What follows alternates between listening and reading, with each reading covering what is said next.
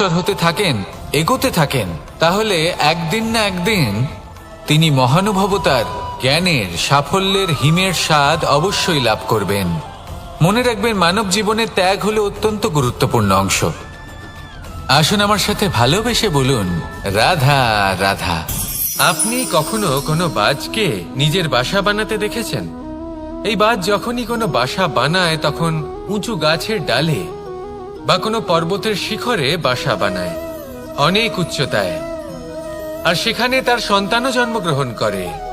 যখন এই সন্তানেরা জন্মায় তখন এই বাজ খুবই ভালোবেসে এবং খুব সাবধানে এদের পালন পোষণ করে, নিজের ঠোঁট দিয়ে তাদের ঠোঁটে খাবার পরিবেশন করে।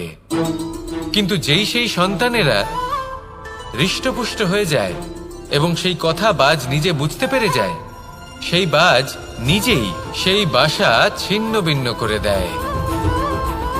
সেই সন্তান যাদের সবেমাত্র ডানা গজিয়েছে, কিভাবে উঠতে হয় তারা জানে না, সেই সন্তানগুলিকে উচ্চতা থেকে ঠেলে দেয়।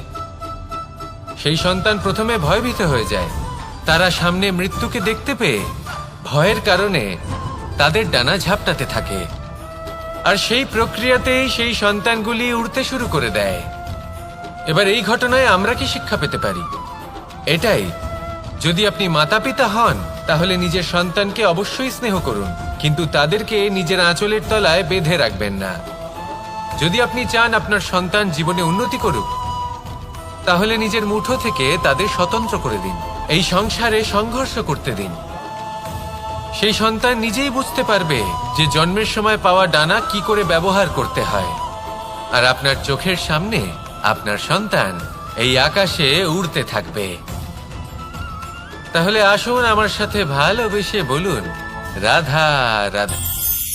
এই সংসারে সব থেকে বড় ব্যক্তি কে? আপনি বলবেন, এই কেমন ধরনের প্রশ্ন? কিন্তু এটা হলো সব থেকে উচিত প্রশ্ন। কেউ এর উত্তর দেবে যে সেই মহাপ্রতাপী রাজা, তিনি হলেন সব থেকে বড় ব্যক্তি, সেই বড় রাজনীতিবিদ, তিনিই সব থেকে বড় ব্যক্তি। আমি আপনাকে জানাই যে সংসারের সব থেকে বড় ব্যক্তি হলেন তিনি, যার সাথে দেখা করলে আপনি নিজেকে ছোট মনে করবেন না। কোনো ব্যক্তি যিনি সব থেকে বেশি শক্তিশালী, আপনি যদি তার সামনে যান তাহলে উনি আপনার অন্তরের শক্তিকে বাইরে বের করে আনবে, আপনার অন্তরে লুকিয়ে থাকা শক্তিকে জাগ্রত করতে প্রেরণা প্রদান করবে। তিনি হলেন বড় ব্যক্তি, তিনি হলেন মহান ব্যক্তি। তিনি নন যিনি নিজের বল এবং ঐশ্বর্য দ্বারা আপনাকে তার সামনে ছোট প্রমাণ করবেন। এবং সেই জন্য মহাদেব আমার আরাধ্য হলেন আমার খুব প্রিয়। কারণ রাজা হোক বা ফকির, কেউ যদি ওনার সামনে যান তাহলে সে নিজেকে ছোট মনে করেন না। আপনিও যদি জীবনে অনেক বড় হতে চান তাহলে কাউকে কখনো নিজেকে ছোট মনে করতে দেবেন না। তার অন্তরে বড় হয়ে ওঠার প্রেরণা প্রদান করুন। আসুন আমার সাথে ভালোবেসে বলুন, রাধা রাধা। সূচের শেষে একটি ছিদ্র থাকে যার দ্বারা আমরা এই সুতো পরাতে পারি, আর তারপর সূচের সাহায্যে এই সুতো দিয়ে বস্ত্র সেলাই করা যায়। কিন্তু যদি সুতোটা সোজা করে ধরা না হয় তাহলে সূচে কখনো এই সুতো পরানোই সম্ভব নয়। যদি এতে কোনো গিঁট পড়ে তখন তা কখনোই এই ছিদ্র দ্বারা প্রবেশ করা সম্ভব নয়। ঠিক এইভাবেই যদি আপনি কারোর জীবনে প্রবেশ করতে চান, কারোর অন্তরে প্রবেশ করতে চান, তাহলে আপনাকেও সহজ থাকতে হবে। এতে কোনো গিঁট থাকলে চলবে না, অর্থাৎ মনে যাতে কোনো মালিন্য না থাকে, যেন কোনো কুচিন্তা না থাকে। যদি এসব থাকে তাহলে আপনি কখনো কারোর জীবনে প্রবেশ করতে পারবেন না। আর যদি কোনোভাবে আপনি প্রবেশ করেও যান তাহলে তার মনে ঘর করতে পারবেন না। নিজেকে এই সুতোর মতন করে তুলুন, সহজ। মনে যেন কোনো কুচিন্তা না থাকে, সবার প্রতি যেন সদ্ভাবনা থাকে, শুভ চিন্তা থাকে। এমনটা করতে থাকুন। এমন একটা দিন আসবে যেদিন এই সমস্ত সংসারের ব্যক্তির মনে আপনি বাস করবেন, আর তখন এই মন প্রসন্ন হয়ে বলবে, রাধা রাধা।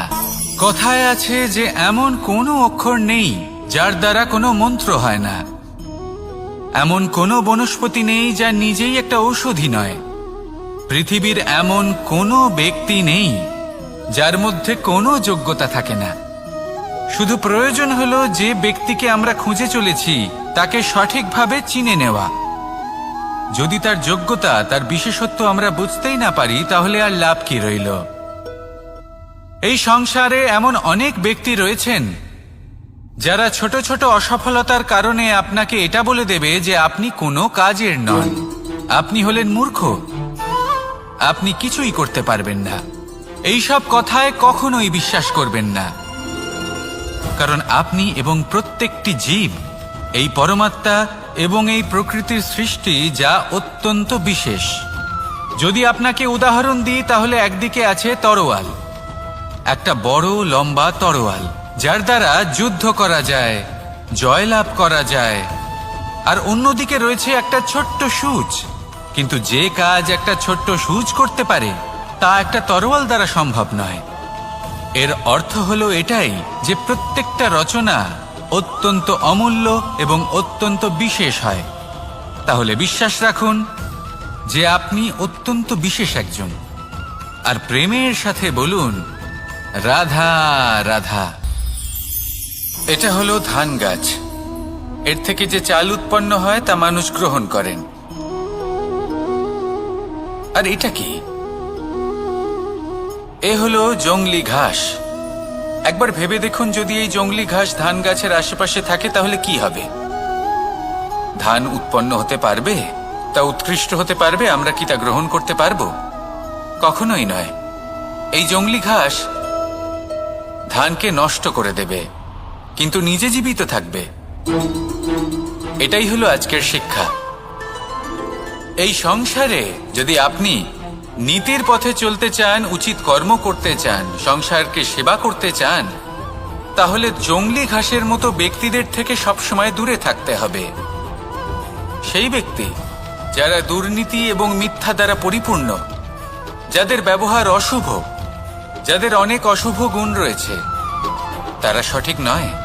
সেই সকল ব্যক্তি যাদের চরিত্র অত্যন্ত দুষ্ট হয়, তারা হয় শুভ চরিত্রের ব্যক্তিকে একদম নষ্ট করে দেয়, নয় নিজের মতো বানিয়ে তোলে। তাই যদি আপনি নীতির পথে চলতে চান, এই সংসারের জন্য শুভ কর্ম করতে চান, তাহলে সেই সঙ্গ লাভ করুন যে সঙ্গ জ্ঞানে পরিপূর্ণ, যাদের মধ্যে অনেক গুণ আছে, যাদের থেকে প্রতিদিন কিছু শিখতে পারবেন। এমন ব্যক্তির সাথে জীবন অতিবাহিত করুন, দুরাচারীদের থেকে দূরে থাকুন। তবেই এই মন প্রসন্ন হয়ে বলবে রাধা রাধা। পঞ্চতত্ত্বের মধ্যে দ্বিতীয় তত্ত্ব হল ধরণী, ভূমি, যাকে আমরা ধরণী মাতা বলি। এই ধরণী ধৈর্য ধারণ করে, আর এর ওপরেই আমাদের সমগ্র সংসার নির্ভরশীল। কারণ এই ভূমি সহ্য ক্ষমতা রাখে, এর সহ্য ক্ষমতা হলো অপরিসীম। সন্তান যতই আঘাত প্রদান করুক না কেন, প্রেম পূর্বক সহ্য করে, আর তার বদলে অমূল্য রত্ন প্রদান করে। সন্তান যদি হাল চালায়, তাহলে তার বদলে তাকে অন্ন প্রদান করে। এটাই হলো ধরণী। এবার এর থেকে আমরা কি শিক্ষা পেতে পারি? এটাই যে কারোর জন্য কিছু করা বা কাউকে কিছু দেওয়া মনে কোনো কামনা ছাড়াই। আর এই কথাটা বুঝে যান, যদি কারোর জন্য কামনা না রেখে বা কোনো পাওয়ার আশা না রেখে কারোর জন্য কিছু করেন বা কারোকে কিছু দেন, যদি এটা আপনি শিখতে পারেন, তবে আপনি ভালোবাসতে শিখে গেছেন। আর সেই জন্যই এই ধরিত্রীকে মাতা বলা হয়। কারণ মাতা শুধু উনি নন যিনি গর্ভে সন্তানকে ধারণ করেন, মাতা তো উনিও যিনি জীবন বাঁচতে শেখান, যিনি জীবন বাঁচার উদাহরণ প্রদান করেন। তাহলে ধরণীর থেকে এই নিঃস্বার্থ ভাব শিখুন, নিঃস্বার্থ ভালোবাসা শিখুন, আর এই ভালোবাসার সাথেই বলুন রাধা রাধা। এই সংসারে আমরা প্রকাশ কোথা থেকে পাই? এর উত্তর বড়ই সরল। ভোরে যখন সূর্যোদয় হয়, তখন প্রকাশের কিরণ আমাদের ঘরে এসে পৌঁছয়। এইভাবেই আমরা প্রকাশ লাভ করি। এবার এই প্রকাশের আলোতেই আমরা সারাদিনের কাজ সম্পন্ন করি। সন্ধে হয়ে যায়, সূর্যাস্তও হয়ে যায়, আর আমাদের ঘর যাতে অন্ধকার না হয় তার জন্য আমরা একটা প্রদীপ প্রজ্বলিত করি। এটাই ঘটে আমাদের জীবনেও। এবার প্রবাহমান আয়ুর সাথে আমরা আমাদের অন্তরে যদি একটা প্রদীপ প্রজ্বলিত করে নিই, তাহলে বিষয়টাই অন্যরকম হবে। এবার আপনি বলবেন কোন প্রকাশের কথা বলছি যে আমাদের অন্তরে জাগ্রত করা সম্ভব? আমাদের আত্মার মাঝে প্রেমের প্রকাশ জাগ্রত করার কথা বলছি। কারণ আমাদের এই জীবন এও হলো দিনের আলোর মতো।